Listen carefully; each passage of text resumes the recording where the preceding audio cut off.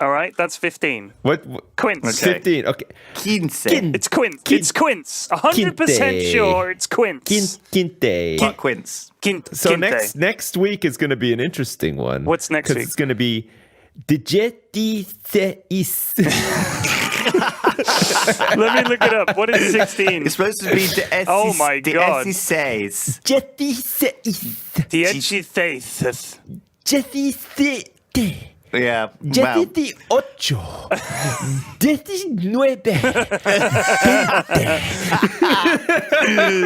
Oh, everyone in Spanish has just felt their I'm sorry, y'all. I mean, Your whole world is collapsing around you. I'm so sorry. It's all right. I'm so sorry. A bodega, Park Quinze. A small monochrome vid screen flooded the darkness of the Disco Volante's lounge area with bouncing blue light, highlighting the different strata of the vast vape cloud settling in the breezeless space.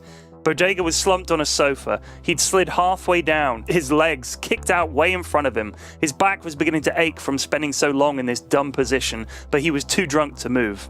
On screen, a yellow jumpsuit-wearing moron was grinding his entire body up against a giant pair of foam buttocks. Behind the moron were more morons, grinding up against their own pairs of foam buttocks. They gyrated and grinded and daggered to the terrible synthy music, while this grade-A varmint hopped up about front, leering at Bodega. Ja, mit the fantastic butt grinder available from Blatchkop for just 19 krells and 99 schmetz. You can get your body into shape, you flaving fat schlobhund. The 10 Blatchman way is the only way. Don't be a Bodega. Get into shape with me. Tan Blatchman! Ah! Bodega barked, a single unintelligible yet furious sort of honking sound. Next week on the Blatchow, we take a tour down memory lane where I will recount to you the many ways that my wife Majesta Blatchman pleases me sexually. Ha ha ha ha ha! Brayed Blatchman as he rode an imaginary horse around the studio, whooping and slapping the air where the horse's flank would be. Who is the cowboy? Me! I ride the pony! Bodega always watched Tan Blatchman's Blatch Hour. He could not explain why he needed to see it week in, week out, but he did. He needed to see Blatchman, and he knew there would be references to Majesta and their relationship constantly. Tan loved bragging about his amazing, beautiful wife, even though she was actually destined to be Bodega's amazingly beautiful wife, and this was clearly just a mind control trick or some flogging dimensional portal thing or whatever. I'm gonna take a gigantic, scary shit, and the destination for that epic turd will be the dick hole of Tan Blatchman, slurred Bodega. Before finally his feet and legs gave way, and like a human mudslide, he slithered all the way down the sofa and finally came to rest on the floor, where he blacked out. He woke with a jump, hand flashing to his lasgun as he felt a cold metal hand on his neck.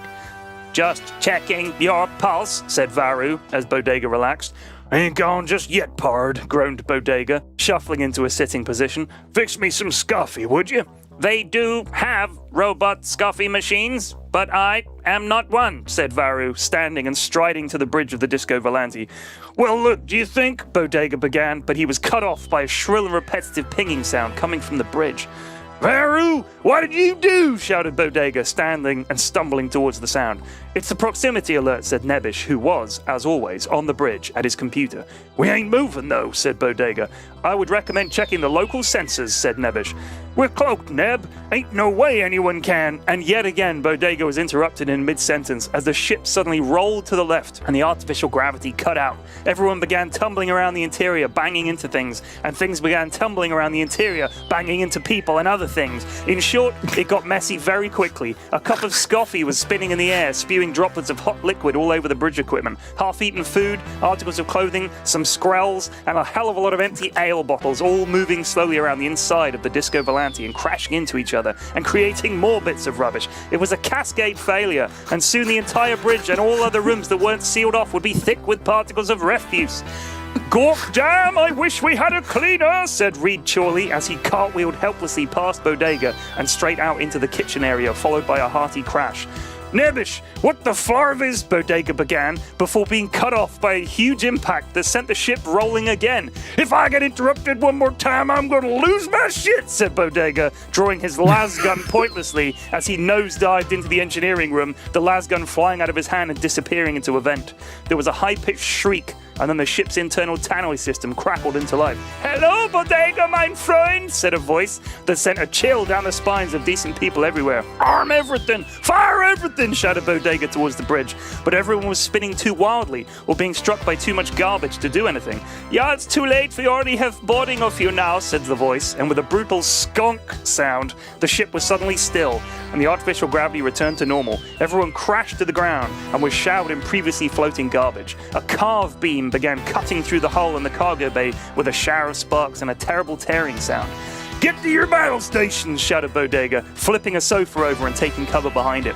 The cut piece of hull crashed to the deck, and loud classical music began playing. A small red carpet rolled out from the hole in the hull, and an even smaller robot rolled down it, dropping rose petals behind it as it went. "Presenting Tan Blatchman," shouted the tannoy, and there on the Disco Volante was Tan Blatchman, prancing down the red carpet, waving to an invisible crowd, flexing his muscles, and wearing the gawk-damn idiotic yellow jumpsuit and, worst of all, that cape of his. "Tan, take a good look around. These are your last moments," shouted Bodega, preparing to throw a void grenade. "Hold your horses, my little cowboy chum. I have some bad news, yeah. I don't want to be in this messy piece of scrub ship any more than you are being vaunting me here. What is it called anyway? The Dicko Vomitanti? That's incorrect," said Varu. "And also lame." "Well, duh," shouted Tan, before planting his thumbs into his belt loops and standing with his legs improbably far apart, right in the middle of Bodega's lounge. "Don't you ever clean this place? And where is the workout area?" "State your case and then get out," said Bodega from behind the sofa. "They took her," said Tan meekly. "Who took Majesta?" shouted Bodega. "Why are you shouting? I can hear you fine. She was taken, I think, by some baddies, pirates or something," said Tan, casting his eyes around the trashed interior of the ship. Bodega stood slowly, still standing behind the overturned couch. Why did you attack us?" asked Nebish, his hair matted against his face and his glasses cracked. "It's just more, dramatic and so on," said Tan casually. "I have my audience to think about." "What audience?" asked Bodega, gesturing around. "This one," said Tan, pointing at the tiny camera droid hovering at his shoulder. "Are you broadcasting right now?" said Bodega. "Yeah, of course, this is gold, you booby," shouted Tan.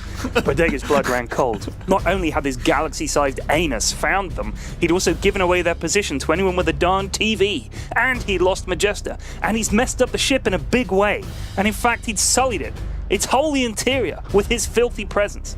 "Tan," said Bodega, trying to remain calm, walking slowly towards the absolute moron, posing and pouting in the middle of his ship. "Tan," Bodega kept repeating. Bodega was normally a very visibly angry man on occasions such as these, but Blatchman had actually pushed him into an emotional state so extreme, so powerful, that his body lacked the correct gestures or expressions to match it. When he got within 6 feet of Tan Blatchman, Bodega said, "Tan," one more time, barely audible, then blacked out and face-planted at his feet, prone and unconscious. The ship was quiet for a moment. Tan raised his arms in outrage. "Yo, can I get a scoffy or what?" The end.